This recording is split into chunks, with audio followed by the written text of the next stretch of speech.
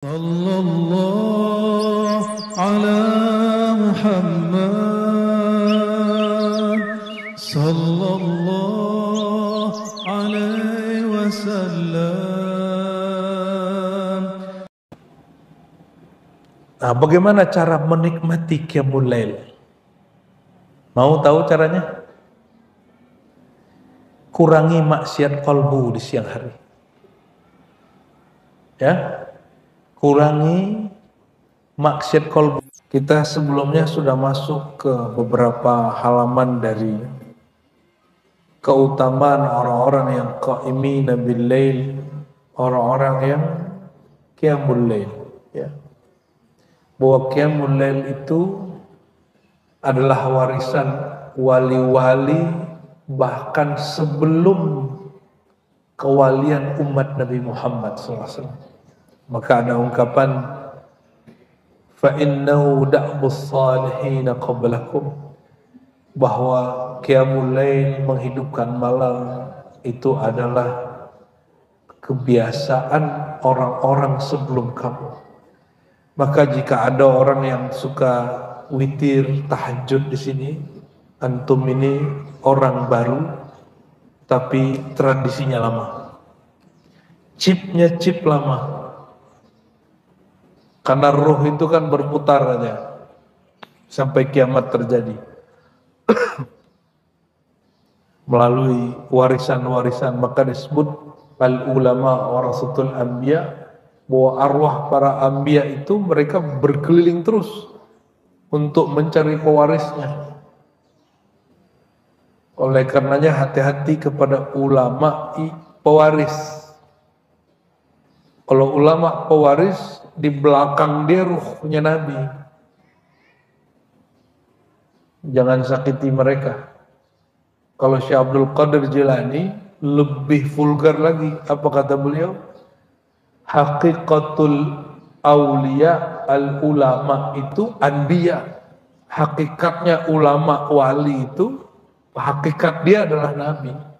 Cuma la nabiyya ba'di, karena sudah tidak ada Nabi setelah Nabi Muhammad, maka wali-wali, kiai-kiai, ulama-ulama yang takut kepada Allah itu statusnya hanya wali.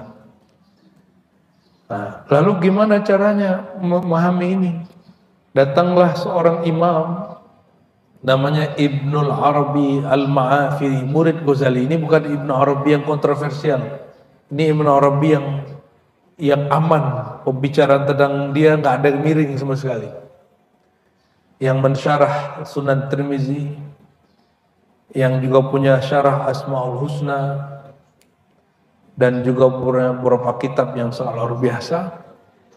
Beliau menjelaskan bahwa tiada seorang wali, nabi, ulama, ahlullah kecuali dia berada di maqam ala qadami nabiyyin. Dia mewarisi makom nabi-nabi terdahulu, tapi mereka bukan nabi. Mereka tidak jadi nabi, dan setinggi apapun ilmunya wali, dia tetap di bawah seorang nabi, tidak pernah melewati nabi itu. Jadi tidak benar kalau udah jadi wali terus makomnya batal, syariatnya nggak mungkin. Kenapa? Syariat itu bagi wali rukhsah. Antum sholat itu cuma 5 waktu. Wali itu sholat sepanjang waktu. Jadi jangan belagu ente terus mengatakan Syanu tuh nggak wali. Masa dia kalau wali dia nggak sholat? Nggak begitu. Ya, orang kalau benar dia dimasyhurkan sebagai wali, jangan-jangan dia sholat sepanjang waktu dan dia sedang mabuk. Orang mabuk baru terbebas dari hukum. Bukan seorang wali terbebas dari hukum. Bisa bedain? Kata Maulana Rumi, ya, jika engkau bisa mabuk dengan tua, dengan khamar, dengan anggur, gimana jika engkau kena anggur ma'rifat, anggur mahabbah, anggur cinta? Mabuknya bukan main, orang lah begitu. Jangan dipandang dengan kacamata fikih. Pandang dengan kacamata yang pas, kacamata mahabbah. Orang lagi mabuk. Ente bisa terima mabuk secara fikih karena bab tua, dia nggak wajib sholat, qadha sholat dia. Kenapa gak bisa terima dengan bab ini? Bukankah di surga ada khamar, benar nggak? Ini kita mulai serius nih bicara bab surga. Apa kata Nabi? Di Quran juga ada, di hadis juga ada. Di surga ada 4 aliran sungai. Sungai air mineral, sungai air madu, sungai air susu, sungai air khamar. Dan apa kata Nabi? Jika engkau melewati kebun-kebun surga, farta'au, maka cicipilah, ikutlah mengkonsumsi. Kalau taman surganya saat itu mursyid wali pemimpin zikirnya sedang berkeliling di taman surga yang di bawahnya mengalir air khamar ma'rifat, khamar mahabbah, khamar asma Allah. Itu bukan yukhbirul akal saja. Disebut khamar karena dia menutup akal. Ini lebih dari semua itu ketutup.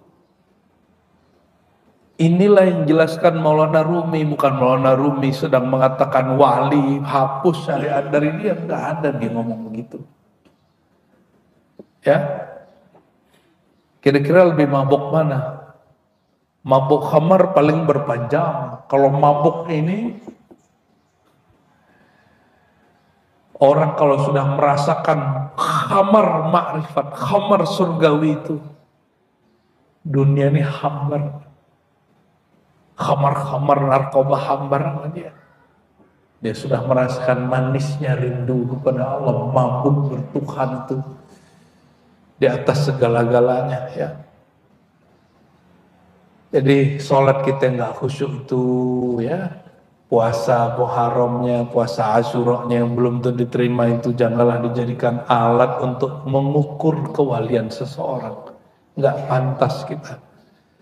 Termasuk Qiyamulailnya sampai ngantuk-ngantuk itu, ya. Coba antum kalau Qiyamulail berasa masih berat atau ada candu di dalam, asyik gitu, atau masih berat? Jujur aja, masih berat toh, belum jadi wali berarti. Mereka aulia-aulia Allah itu disebutkan alaikum biqiyamil lail, hendaklah kalian berusaha menghidupkan Qiyamulail, fa innahu da'bus salihin, itu kebiasaan orang terdahulu sebelum kamu. Bagi mereka, sesuatu yang berat bagi kita itu kebiasaan. Kita udah capek-capek bangun-bangun, bagi mereka itu kebiasaan. Kira-kira batuknya itu zikrullah, kira-kira gitu. Sendawanya Qiyamulail. Loh kalau kita kan sudah effortnya kuat, baru bisa Qiyamulail. Udah alarm 7 kali ya, nggak bangun-bangun. Giliran besok mau ketemu pimpinan, cepat sekali bangunnya. Tanda min dha'fil iman, tanda iman kita emang lemah. Ya, nauzubillah, nauzubillah. Semoga lazah, kelezatan Qiyamulail ini diberi Allah SWT. Ya, ini aslinya Kiai saya nggak boleh keluar Kiai, tapi karena saya jadikan ini wirid di sini. Karena di Ribat lagi khalwat Muharram, khalwat Asyura. Jadi kita mulai dari malam 7, 8, 9, ini hari ini terakhir penutupan. Nanti malam ada kajian puncak penutup martabat 7. Kajian ilmu kemakrifatan yang boleh dibuka. Monggo nanti datang ke Serpong ya, di Buaran. Settingannya beda dengan Hikam. Dia ngajinya lebih serius sedikit. Nanti bawa catatannya, bawa catatan, jangan cuma nguping. Kan bisa nanti disimak lagi, beda.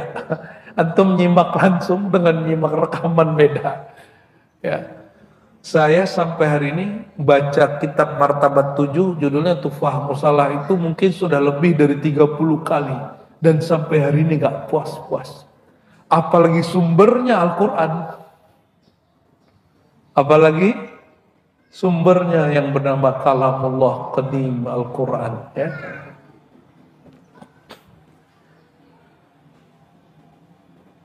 Nah, bagaimana cara menikmati Qiyamulail? Mau tahu caranya? Kurangi maksiat kolbu di siang hari. Ya, kurangi maksiat kolbu. Maksiat kolbu ini sombong, iri, dengki, marah-marah. Coba rasakan yang konflik tengkar hari ini, bahkan tengkar sama preman, tukang parkir, tengkar sama orang di jalan, disalip orang, emosi, itu ngefek ke malam kita. Dan itu melukai kolbu. Jadi jangan antum kira kita dibentak orang bisa membentak balik itu hebat. Itu melukai kolbu. Melukai kolbu. Justru orang yang menang itu tidak menanggapi orang kehilangan akal kecuali dengan akal yang sehat. Orang marah itu akalnya nggak muncul. Yang muncul sifat hewan buasnya, ya, bukan akalnya. Termasuk berumah tangga pasti ada konflik-konflik ya. Coba rasakan yang sudah berumah tangga. Kalau konflik-konflik susah bangun subuhnya, susah apalagi tahajud. Jadi mau mudah bangun tahajud, kurangi konflik. Kalau pasangan kita cerewet dikit, mengalah. Orang yang nggak pernah menikah nggak tahu cara mengalah. Musuh pintar apapun orangnya, kan antum sudah lihat tuh di dunia televisi yang suka debat-debat di, ya. Kalau yang nggak menikah coba lihat, mau menang terus. Dan memang dia pintar debat. Yang kalah ada juga karena bodohnya, ada yang karena emang dia mengalah. Nah, cobalah ya, ambil asrar rahasia itu ya. Nanti coba rasakan nikmat malam hari itu, nyebut nama Allah aja, bismillah, bismillah, bismillah aja diulang-ulang 100 sudah nikmat. Kalau orang siangnya steril. Kalau dosa mata, dosa telinga, dosa hati, dosa fisik ini, orang cukup zikir pagi sore itu orang gugurkan dosanya. Tapi kalau dosa kolbu, iri, dengki, emosi, buruk sangka, apalagi buruk sangka kepada wali Allah, apalagi buruk sangka kepada kekasih-kekasih Allah, kepada imam masjid, kepada mu'alim, kepada Bilal, jangan coba-coba. Atau buruk sangka ke pengemis, sama aja. 2.000 dikasih nih, paling nanti jadi narkoba. Mana ada orang 2.000 jadi narkoba, Pak? Tuh jadi tua nih. Belum ngasih sudah suuzon. Kalau nggak mau ngasih, nggak usah ngasih. Jangan kotori kolbu kita dengan 2 kali. Udahlah palit, bakhil, suuzon sama orang. Ya, itu sebabnya muncul anekdot-anekdot antara mitos dan realita. Nabi Khidir nyamar lewat pengemis. Itu antara benar dan tidak. Ya, antara salah dan benar. Bapak Ibu saudara makan Allah, mari kita baca suratul Fatihah, kita kirimkan untuk Sayyidina Muhammad SAW, untuk pengarang kitab ini dan murid-muridnya yang mengijazahkan kami, Abuya Al-Arif Billah Sayyid Muhammad Alawi Al-Maliki. Al-Fatihah. Bismillahirrahmanirrahim.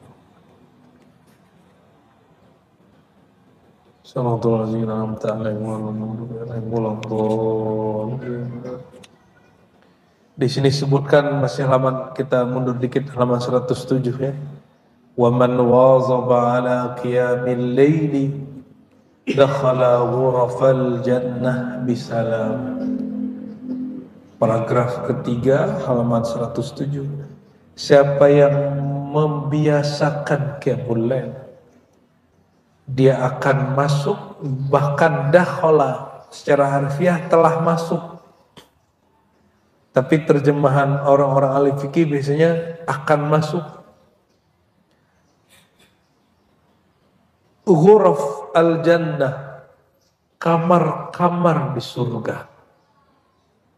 Kamar termahal hotel itu di Uni Emirat, Abu Dhabi, Dubai. Semalamnya berapa ratus gitu. juta. Kebeli rumah di tempat saya satu tuh. Ya. Dua malam udah kebeli berapa tuh ya? Allahumma sholli ala Muhammad. Ada loh orang kaya kayak gitu, ada orang Indonesia lagi. Jadi Indonesia ini kaya sekali. Miskin kismin. Karena negeri kita emang tidak menganut ideologi ekonomi yang jelas ya. Sehingga kaya sekali. Kalau di Prancis Pak nggak bisa orang kaya banget. Negara sosialis. Semakin kaya pajaknya gede, 60% setiap bulan. Pajak 60%. Nggak protes tuh mereka tuh. Oleh karenanya, mohon maaf Pak, bule-bule yang kesini itu bukan orang kaya. Itu orang emang pengen belibur, udah capek dah hidup dipajakin sama pemerintahnya. Mungkin lebih kaya antum ini, punya rumah, ya kan? Mereka tinggal di apartemen. Makanya hidupkanlah rumahnya dengan tahajud. Tanda syukur kepada Allah. Nggak usah dengerin berita yang isinya membuat kita mengeluh setiap hari. Hidup susah tahun ini, hidup susah tahun ini. Saya ketemu orang yang sama, di tahun yang beda ngomongnya, tahun ini lebih susah lagi, tahun ini lebih susah lagi. Tahun lalu ngomong begitu juga, tahun sebelumnya ngomong begitu juga. Kenapa? Sering dengerin podcast sampah. Orang kolbunya sampah, ente dengerin, itu jadinya. Apa isi di dalam ini? Kalau isinya nur, keluarnya nur. Isinya gelap, keluarnya gelap. Isinya sampah, keluarnya sampah. Isinya toilet, isi ngomongnya jorok-jorok. Isi di sininya kesombongan, ngomongnya menghina, menghardik orang. Kamu ini bodoh, kamu ini goblok, ya, dungu. Gitu. Kalimat-kalimat begitu kan muncul dari apa? Dari aklaniyah, syaitaniyah, akal syaitani. Jadi dalam diri kita ini ada kiblat akal, ada akal nuraniyah, akal nur. Yang dia tambah ilmu, dia tambah baik, tambah tawadu. Ada akal zulmaniyah, ada akal gelap, belakangnya syaitan. Oleh karena itu orang bisa lebih jahat dari syaitan kalau ngomong, bisa lebih santun dari malaikat kalau bicara. Gimana ngelatihnya? Salah satunya latih qiyamul lail. Nah, perhatikan. Malaikat tidur nggak? Syaitan tidur nggak? Selama ini antum belajar cuma malaikat tidak tidur. Syaitan itu juga nggak tidur. Kalau jin tidur Pak. Bedakan jin dengan syaitan. Jin dari api, kalau syaitan bukan. Ya. Wallahu alam itu sebutannya apa itu. Syaitan mengalir di setiap darah, baik darah manusia ataupun darah jin. Jadi iblis yang nggak mau sujud kepada Adam tuh korban dari syaitan juga. Maka ada syaitan sifat, ada syaitan hakiki zatnya. Itu jauh lebih tua dari semua jin yang ada. Jadi jangan benci sama jin. Kita nggak musuhan sama jin. Kita nggak musuhan sama genderuwo. Kita nggak musuhan sama kuntilanak, sama tuyul. Nggak ada urusan kita sama dia Pak. Urusan kita, inna syaitana lakum aduwam mubina. Bahkan ada perintah, fattakhidhuhu aduwa. Syaitan itu musuh yang nyata. Maka jadikan dia benar-benar musuh. Karena Allah katakan syaitan itu musuh yang nyata, ilmunya harus dibuka seterang-terang mungkin. Maka ke depan ini akan banyak kita bahas ma'rifat syaitan. Jangan hanya ma'rifatullah. Ternyata jadi wali, ternyata wali setan ya kan. Biar kita tahu nih ma'rifat kita nih ma'rifat apa. Jangan-jangan bukan ma'rifatullah, tapi ma'rifat syaitan. Karena syaitan bisa zikir la ilaha 70.000 Pak. Mungkin zikirnya lebih banyak dari antum. Ngeri kan? Ya, makanya Allah mengatakan syaitan itu musuh yang nyata. Kalau syaitan yang masuk kepada badan manusia bisa berjubah politikus, bisa berjubah ulama, ya. Jadi ada syaitan sifat, ada syaitan fiil. Kalau fiil itu kayak hewan jahat, hewan berbisa, itu Nabi sebut syaitan. Kata Nabi, jika engkau sholat, ada ular hitam, bunuhlah, fa'innahu syaitan. Itu syaitan fiil. Fiilnya, perbuatannya, ular itu kan bukan setan, dia hewan. Tapi fiil dia, fiil syaitan. Kalau yang ada di tubuh kita ini apa nih? Itu sifat. Karena Nabi mengatakan syaitan itu mengalir pada darah. Majrad dam, pembuluh darah. Darah itu dalam kajian ma'rifatullah adalah tempat mengalirnya nur hayatullah, nur hayatnya Allah. Makanya selama ada darah kita sehat. Darahnya nggak lancar, orangnya nggak sehat. Betul nggak? Pembuluh darahnya tersumbat, orangnya bisa stroke, pecah, bisa stroke total. Semoga Allah jaga kita dari itu ya. Maka kurang-kurangi makan nasi, kurang-kurangi garam. Kambing nggak salah, ente makannya nggak bener karena asin. Ya, apa tuh melinjo? Nggak salah melinjo itu. Cuma melinjo kan dikasih bumbunya udah minyak, dikasih garam. Ya udah 7 melinjo, langsung berat di sini. Ya wajar lah ya. Kita ini salah. Fiil kita salah, perbuatan kita salah, kita suka nyari kesalahan. Salah aku makan melinjo, salah melinjo, salah kambing. Lah kambing nggak ngapa-ngapain yang disalahin. Dimakan tiap hari, disembelih tiap tahun, tapi dia masih disalahin aja. Itulah kambing hitam. Allahumma sholli ala sayyidina Muhammad. Jadi karena di darah ini mengalir syaitan. Dia mengalir selama ada hayat. Begitu dekatnya. Jadi orang kenal dirinya yang hayati, itu belum tentu selamat Pak. Bisa jadi yang dia kenal hayatnya syaitan di darah. Jadi mengalir di sini. Allahumma sholli ala sayyidina Muhammad. Maka disebutkan di sini. Siapa yang qiyamul lail, dia telah masuk secara harfiah ya, ke kamar-kamar di surga. Jangankan kamar di surga, satu pohon di surga. Kata orang lama puhun ya. Puun. Kalau di bahasa Melayu pokok. Ya, sama itu barangnya. Satu pohon di surga itu rindangnya tuba, namanya pohon tuba.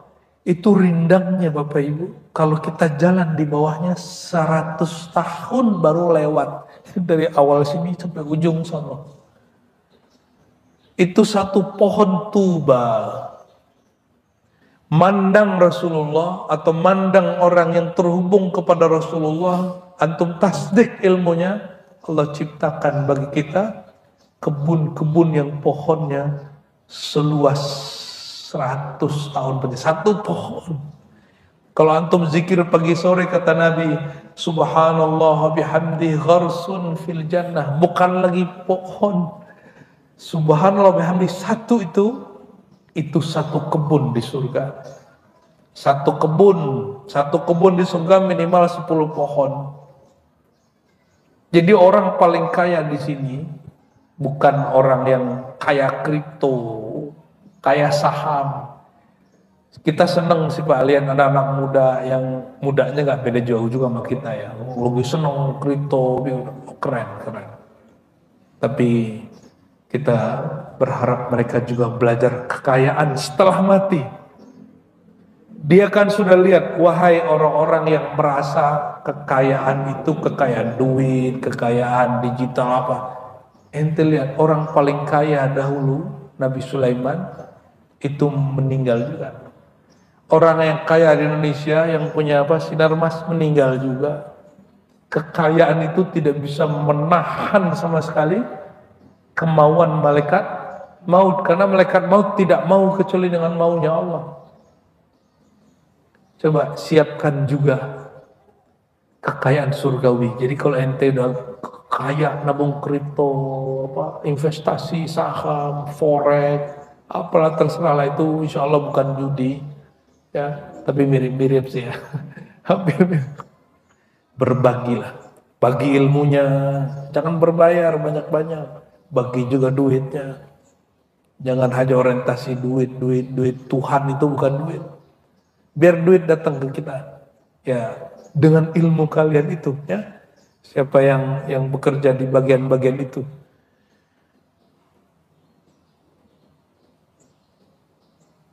Kalau orang masuk surganya dengan qiyamul lail, bukan hanya dapat satu pohon, tapi ghuraf, kamar. Kalau kamar itu sudah ada pelayannya, pembantunya, dan istrinya sekaligus. Itu makna hadis ini. Maka ada seorang imam salafus saleh, Imam Sufyan Ats-Tsauri, itu dia qiyamul itu nggak pernah malam itu tertidur, karena dia sudah merasakan manisnya qiyamul lail. Apa kata dia? Suatu malam aku merasanya tidak tidur, ternyata aku masuk ke alam lain. Alam itu dia nggak tahu, ternyata itu surga. Dan dia jumpa bidadari. Ingin disentuh bidadarinya. Dulu cantiknya bukan main, jauh lebih cantik dari semua ratu-ratu dunia, apalagi bininya. Ya. Dia mau sentuh, apa kata bidadari itu? Wahai kekasihku, maharmu tertinggal. Itu orang udah ngebet, Pak. Orang udah uring-uringan itu. Udah kebelet lah kira-kira begitu. Mau nyentuh istrinya yang di alam sana, kata istrinya apa? Maharmu ketinggalan. Nah, jadi ibu-ibu, dalam fikih Islam, nikah itu nggak mesti menghadirkan mahar. Mahar itu boleh kredit, boleh nyicil. Kalau di Indonesia rata-rata maharnya karena seperangkat alat sholat tunai gitu ya. Boleh dia dicicil. Dan seorang perempuan boleh nolak disentuh sebelum dibayarkan, sebelum dikasih. Tapi perempuan yang baik nggak begitu ya. Kalau bidadari boleh. Di saat dia kemudian tersadar, oh iya, aku belum sholat tahajud malam ini. Dia sadar, matanya melek. Ternyata dia tertidur. Dia tadi diperjalankan Allah ke surga. Ini kisah Imam Sufyan. Dikisahkan kembali oleh Imam Al-Qurtubi dalam kitab Tazkirah, dan kisah ini sahih. Disebut mubasyarat, kabar gembira. Ar-ru'ya salihah minal mubasyarat. Mimpi atau pengalaman spiritual seorang yang soleh, wali Allah, itu adalah kabar gembira dari Allah dan boleh diceritakan. Ya, ini bukti penceritaannya masuk kitab.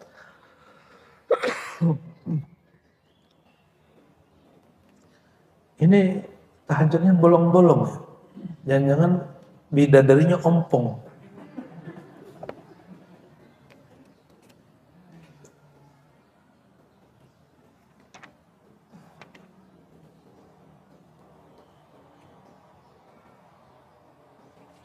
Nah, sekarang kita masuk ke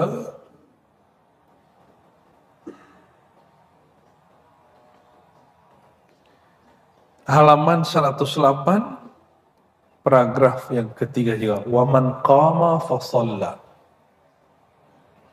Yang hadis sebelumnya sudah kita baca ya.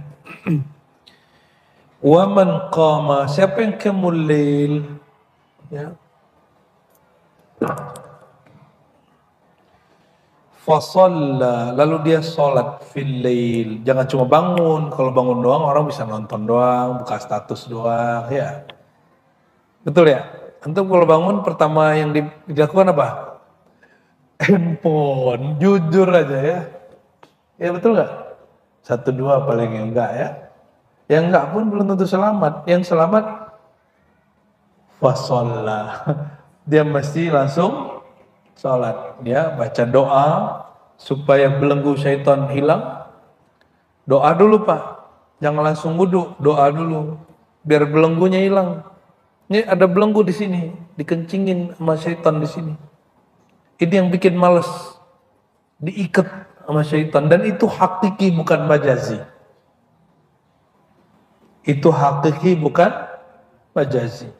Ini yang membuat orang malas. Diikatnya lewat nafsiyah, lewat nafsu, tidur, malas-malesan.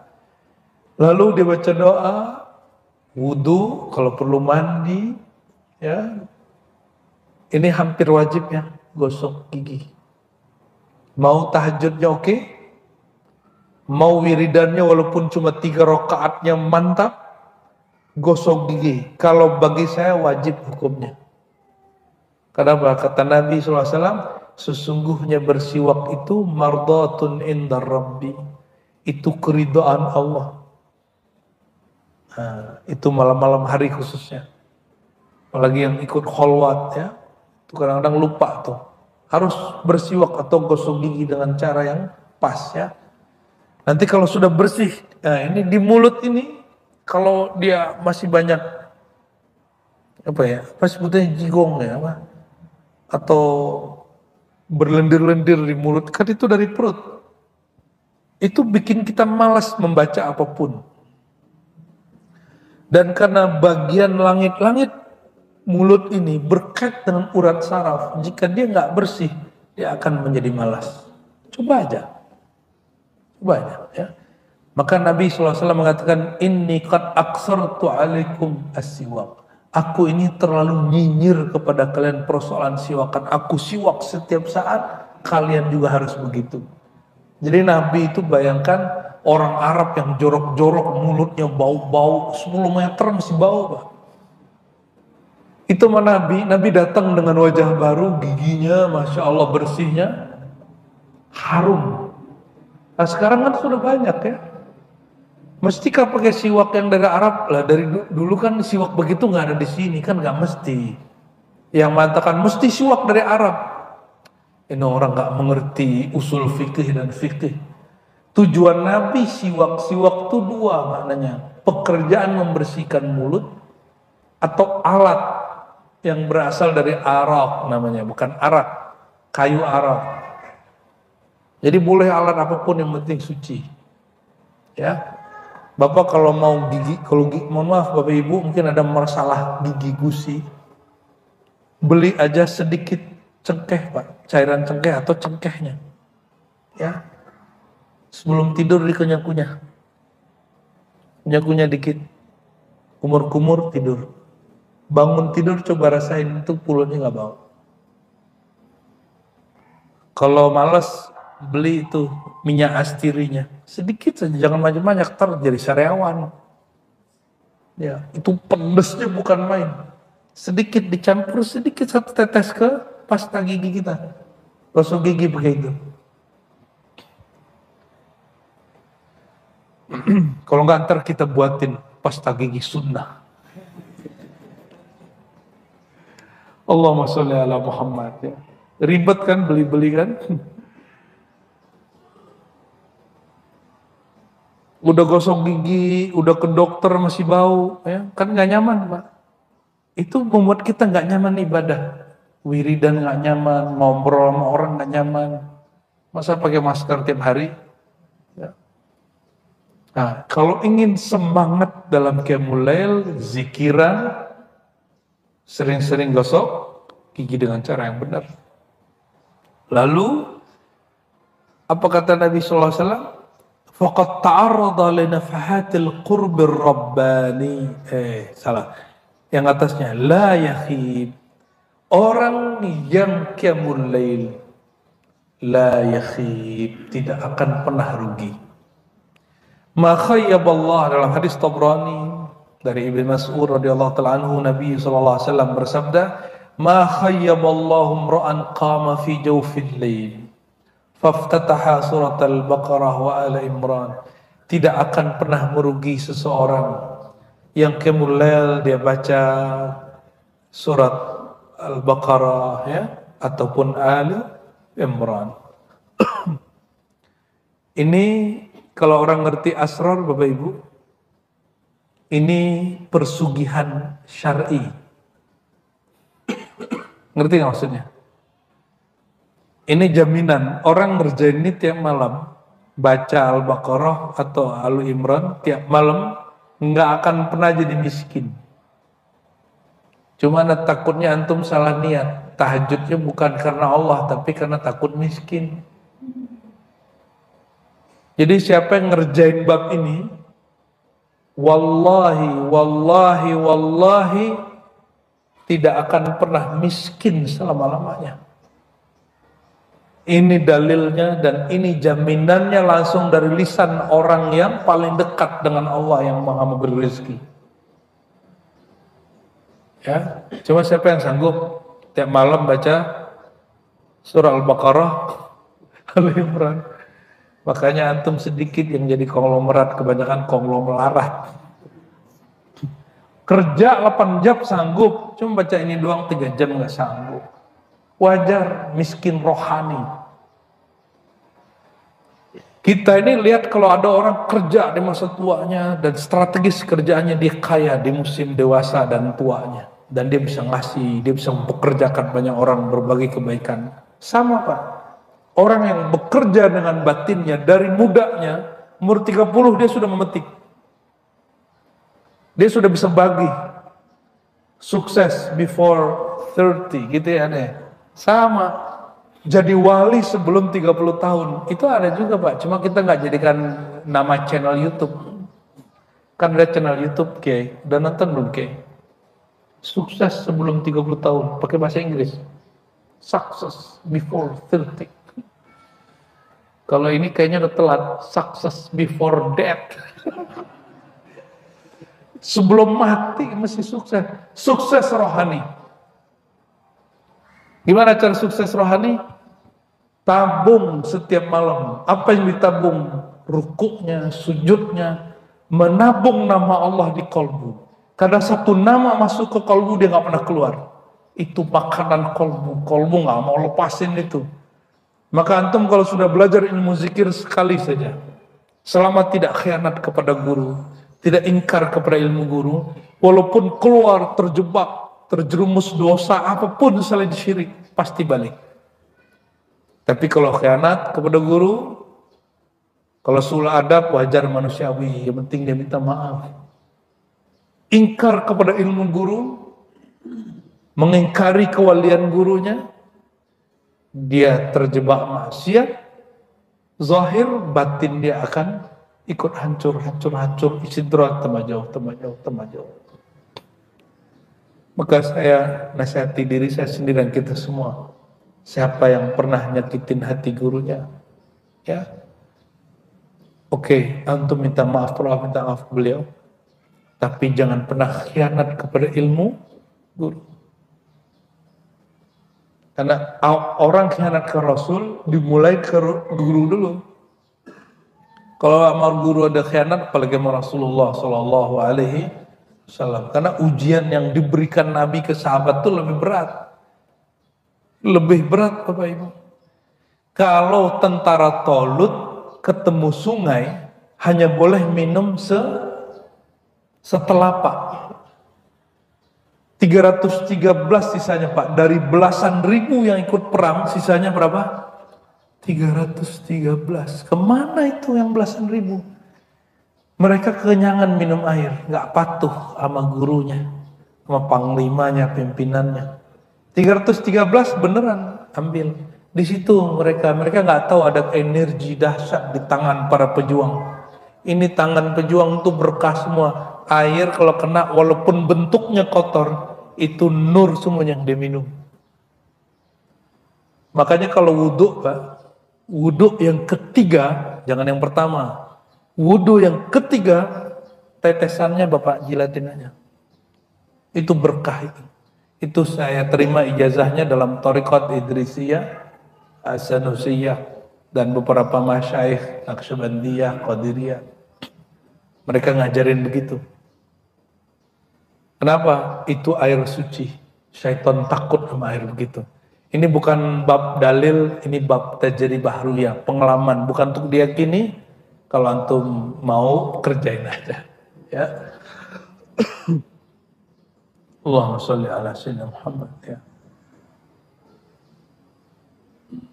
Wah, kalau itu panjang lagi, kita lanjut baca kitab aja deh. Baru satu paragraf, Kiai. Wa man qama yusalli fil lail faqad ta'arrada li nafahatil qurbir rabbani. Siapa yang qiyamul lail, rutin, disiplin ya. Walaupun satu rakaat. Walaupun satu rakaat, faqad ta'arrada, dia sedang bersiap-siap menghadap menerima nafahat al-qurb ar-rabbani, hambusan-hambusan nafas-nafas kedekatan Allah Ta'ala. Jadi Allah itu menyebut hadrahnya itu dengan istilah majlis. Maka beliau menyebut ana jalisun man dzakarani. Aku teman majlisnya orang yang menyebut-nyebut nama aku. Karena Allah maha sempurna, tidak memerlukan tempat dan arah. Dimanapun arah dia berzikir, dia akan menjadi teman majlisnya Allah. Dan di saat semua orang tidur, antum nongkrong di majlisnya Allah. Kendah satu. Nongkrong asing nggak Pak? Nongkrong asing nggak? Ngafe seru nggak? Bener serius nih. Sampai hari ini saya ini penikmat nongkrong di kafe Pak. Sampai hari ini. Cuma kita cari yang steril-steril dikit. Wah ini aman nih gitu. Gak sembarangan kafe juga ya. Hampir semua kafe di bandara itu tuh udah ini yang ya, nunggu duduk dulu ngopi. Karena kalau ngopi kan mulutnya harum. Kalau gula doang bau. Jadi kita pun ngasih minum pun kita harus jaga-jaga bener. Ini yang dimaksud oleh salah satu Habib di Yaman masa dahulu. Siapa yang masih minum kopi, ada bau kopi di mulutnya, ada malaikat. Ini orang salah paham, dikira kopinya. Bukan. Kopi itu harum. Dan harum itu kesukaan malaikat rahmat. Ini kan udah gak senang sama habaib, apa aja dihantam aja semuanya. Jangan gitu-gitu amat. Yang kritik yang nggak perlu dikritik ya. Dan kedekatan kepada Allah itu ada yang sejati, ada yang palsu bayangan. Yang sejati itu disebut al-qurbur rabbani. Kedekatan hamba kepada Tuhannya itu namanya al-qurbur rabbani. Semakin dia duduk, kehambaannya muncul. Tapi yang palsu apa? Semakin dia wirid, dia semakin sombong ya. Semakin dia wirid, dia semakin merasa dirinya lebih wali dari yang lain. Nah ini hati-hati. Jadi sombong ini gak hanya karena duit, hanya karena ilmu. Ada sombong karena merasa suci. Itu paling bahaya. Itu sombongnya syaitan. Na'udzubillah summa na'udzubillah. Warawat Tirmidzi an Amr ibn Anbasah radhiyallahu ta'ala anhu annahu sami'a an-nabiy sallallahu alaihi wasallam yaqul. Amr bin Anbasah sahabat Nabi mendengar beliau sallallahu alaihi wasallam bersabda. Saya mau tanya, kenapa pada doyan seneng ke Mekah? Rasanya gimana kalau di Ka'bah? Rasanya dekat kepada Allah, benar gak? Bener, serius. Kenapa ke Raudhah? Kalau tawaf sholat di situ setara 100.000 secara syariat. Secara apa? Syariat. Kalau di Raudhah berapa? 100.000, di Raudhah 1.000. Oke, di Al-Quds 500, tapi hadisnya tidak sahih. Hanya hasan ya. Ini nggak perlu naik pesawat, nggak perlu berat-berat ngangkat koper, cukup ngangkat mata aja. Tapi itu lebih berat dari ngangkat koper, Pak. Orang kalau besok dia mau liburan, ngangkat koper seberat apapun diangkat. Ini perjalanan lebih indah dari itu. Dia nggak perlu kemana-mana. Dia nggak perlu ke Ka'bah, nggak perlu ke Raudhah, nggak perlu ke Turki, nggak perlu ziarah Sigali Songo. Cukup dia tebar sajadah di kamarnya. Tapi buka matanya di waktu yang tepat. Ini lebih berat dari semua koper. Apa kata Nabi SAW? Aqrabu ma yakunu rabbu minal abad. Jika kalian mencari kedekatan kepada Allah, sedekat-dekatnya hamba kepada Allah, Allah kepada hamba. Kapan itu? Fi jawfil lailil akhir. Di sepertiga malam terakhir. Semua kita sudah tahu ilmu ini. Cuma kurang yakin aja, sama kurang murabbi, nggak ada mursyid yang membimbing. Maka tahu tidak cukup, sadar tidak cukup, mengerti tidak cukup. Yang diperlukan adalah al-yaqadhah ma'al ilm, kesadaran bersamaan pengetahuan. Kalau tahu orang cukup dengerin YouTube banyak, keutamaan tahajud selesai.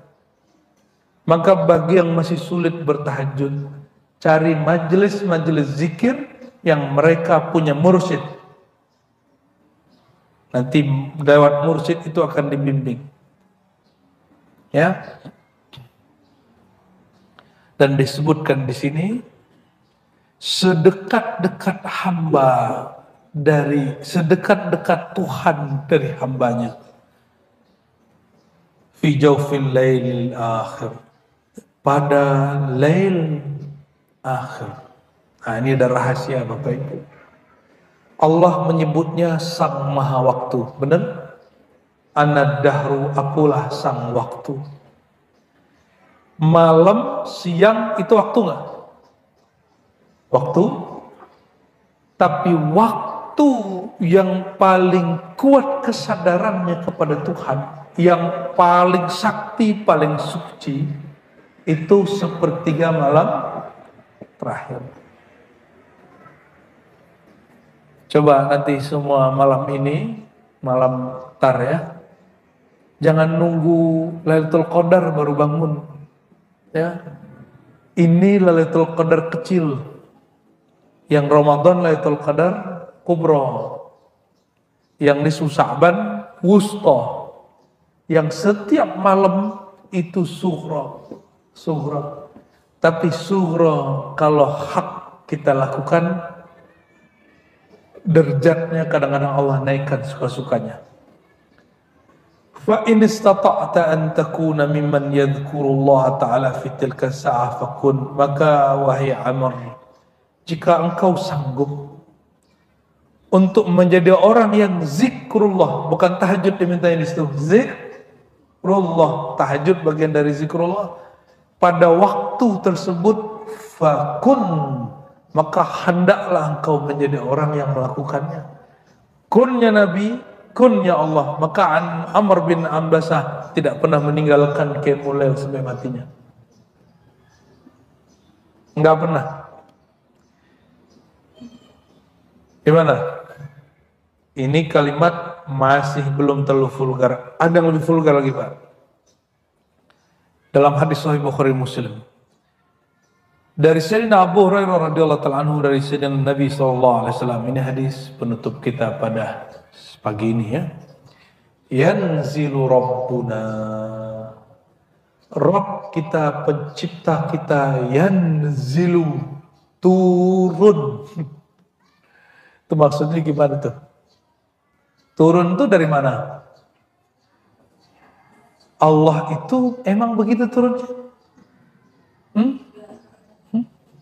Atas bawah makhluk nggak? Allah makhluk, berarti turunnya tidak seperti turunnya makhluk. Nah, ini cara ulama salafus saleh. Nuzuluhu la ka nuzulina. Ini pandangan Imam Abul Hasan Asy'ari. Dia turun, tapi bukan turun dari atas ke bawah. Hanya dia yang tahu turunnya. Makna kedua, Allah bukan makhluk, karena dia bukan makhluk, dia bukan benda. Karena dia bukan benda, hukum gerak diam, ruang, waktu yang ada pada makhluk tidak berlaku padanya. Karena tidak berlaku ruang dan space, waktu, masa itu pada dia, turunnya bukan dari arah atas ke bawah. Karena arah itu space. Lalu apa maknanya? Disitulah kemudian ulama kita terpecah menjadi dua. Ulama Ahlus Sunnah, satu mentakwil, satu tidak mentakwil. Satu mentakwil mengatakan nuzul rahmah, turunnya rahmat.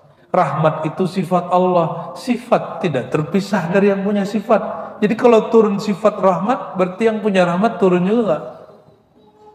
Cuma yang mentakwil begini, dia membayangkan rahmat tetap aja turun dari atas. Padahal rahmat Allah azali, sifat rahmah itu azali, juga tidak berarah, tidak beruang, tidak bermasa. Keliru juga takwil begitu. Kita nggak bilang salah, keliru Pak, lebih halus Pak.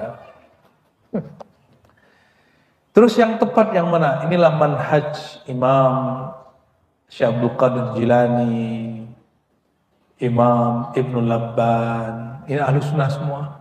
Imam Abdul Karim Al-Jili. Apa kata mereka?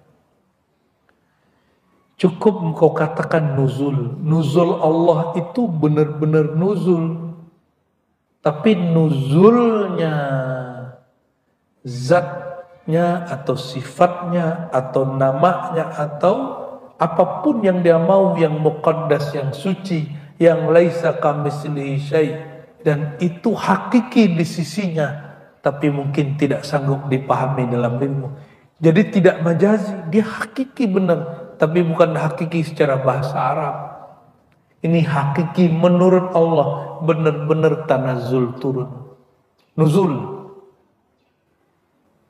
Kenapa? Dia bukan benda, maka tidak berlaku arah atas dan bawah. Maka kata nuzul, turun, itu benar-benar turun. Artinya kedekatan, kedatangan. Ingin merasakan tanazulat lailiyah, ingin merasakan kedekatan kepada Allah sedekat-dekatnya, hidupkan sepertiga malam terakhir. Ya, jangan putus. Cobakan Bapak Ibu 40 malam saja. Cukup sholat 2 plus 1 kalau nggak sanggup 11. 2, 1 gitu ya. Habis itu ngapain? Zikir aja. Zikir yang diberikan guru. Makanya saya menyarankan mesti punya mursyid. Cari mursyid sekitar kita ya. Gak usah minta ke saya. Ya. Saya sudah menyerahkan bab talqin ke al-muallim dari Ribat Bapak Ibu. Cuma sesempatnya aja kita mentalqin. Karena emang saya nggak ada misi ngambil murid. Untuk tarekat tuh nggak ada. Misi saya bukan ngajarin orang zikir semata. Misi hidup saya seperti Rasulullah ajarkan, innama bu'istu mu'allima. Misiku adalah menyebar ilmu. Orang kalau tarekat hari ini banyak. Di Ribat Bapak Ibu, itu thariqah yang diajarkan banyak. Tapi kami bilang kami nggak nyari murid tarekat. Kami nyari orang yang mau ngaji, zikiran bersamaan ilmu, ngajinya nggak ditinggal, terakhir berjuang berkhidmat. Kalau zikir 70.000 banyak yang bisa. Coba diajak khidmat berjuang, mau nggak dia? Ya. Ajak talqin, ijazah banyak yang mau. Coba diajak rutinan ngaji setiap Selasa sore sampai jam 11 malam. Ada yang sanggup? Banyak yang nggak mau. Ya, karena kita nggak tahu makanan rohani itu. Nah, berdasarkan ini Bapak Ibu yang bukan Allah, lalu Allah berfirman. Nah, ini apa kata Allah sepertiga malam terakhir. Man ya'udu'uni. Ini langsung kalau antum ini Allah bukakan hijab, dengar suara ini. Tapi bukan suara beginian, bukan. Sama kalau kita bahas Nur Muhammad, bukan Nur ini, bukan seperti yang dipahami Ustadz sebelah yang mengingkari Nur Muhammad itu dikira cahaya lampu kan. Itu kan kebodohan yang diilmiahkan itu. Ini bukan suara yang bersuara seperti ini. Apa kata Allah? Mayyad'uni fa'astajibalah. Siapa yang doa kepadaku, aku jawab. Man yas'aluni, siapa yang memohon kepadaku, aku beri. Siapa yang minta perlindungan, aku lindungi. Siapa yang minta ampun, aku ampuni. Ini kan bahasa umum di hadis. Ya, nanti terdengarnya di kolbu kita bukan pakai bahasa Arab, kalau nggak bisa bahasa Arab. Kan di kolbu kita ada satu lembaga rohani yang disebut terjemahan, penerjemah. Jadi walaupun Allah pakai bahasa apapun, nyampe dan itu pakai bahasa ibu.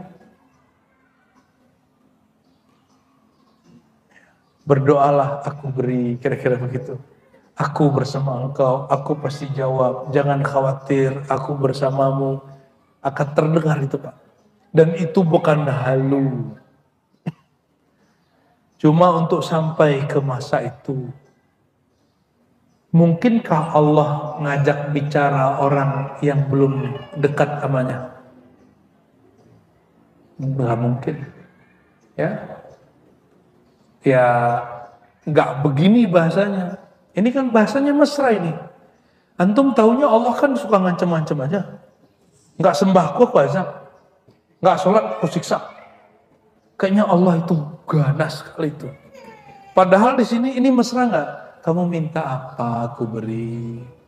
Seru nggak? Ya, kamu mau apa aku kasih. Kamu minta maaf aku maafkan. Minta perlindungan aku backup. Asik sama Allah itu. Makanya Syekh Abdul Qadir Jilani Qutbur Rabbani qadassallahu sirrahu, beliau mengumpulkan ilham-ilham kemesraan dia kepada Allah. Jadi ilham Rabbani beliau itu indah sekali bahasanya. Ada yang lebih indah lagi sebelumnya. Imam An-Nifari nulis kitab Mukhatabat An-Nifariyah. Masya Allah, dia berdialog dengan Allah terus. Bahasanya indahnya bukan main. Lebih mesra dari kekasih dengan kasihnya. Lebih syahdu daripada orang kasmaran. Lebih sopan daripada anak kepada orang tua kepada anak. Saya nggak tahu membahasakannya apa. Wajar Sayyidina Muhammad SAW udah dijamin diampuni dosanya dulu, sekarang nanti. Beliau mengatakan, kenapa aku tidak boleh berterima kasih kepadanya, dialog dengannya, bermanja-manja kepadanya. Maka terakhir saya katakan Bapak Ibu, siapa yang mulai dengan sungguh-sungguh ngelewatin 40 hari saja, insya Allah ini berat. Insya Allah ini 99,999% itu kalau kita bisa, insya Allah dia akan yadhuq ta'mal munajah, akan merasakan manisnya berdialog, diajak bercinta oleh Allah SWT. Nikmatnya bukan main, ya. Bahkan sekedar menyebut namanya di kolbu Allah itu udah manis sekali. Apalagi yang punya namanya apa? Wahai hambaku, apa maumu? Kenapa engkau sebut-sebut namaku? Kenapa hatimu galau? Kenapa pikiranmu kacau? Kalau engkau mau sesuatu, ini aku beri. Indah Bapak Ibu. Maka Bapak Ibu selamatkan Allah.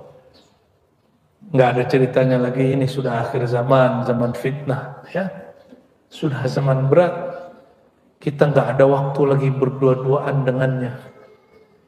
Pagi sudah ada handphone, pekerjaan, sudah ada anak istri, kapan lagi kita sama dia?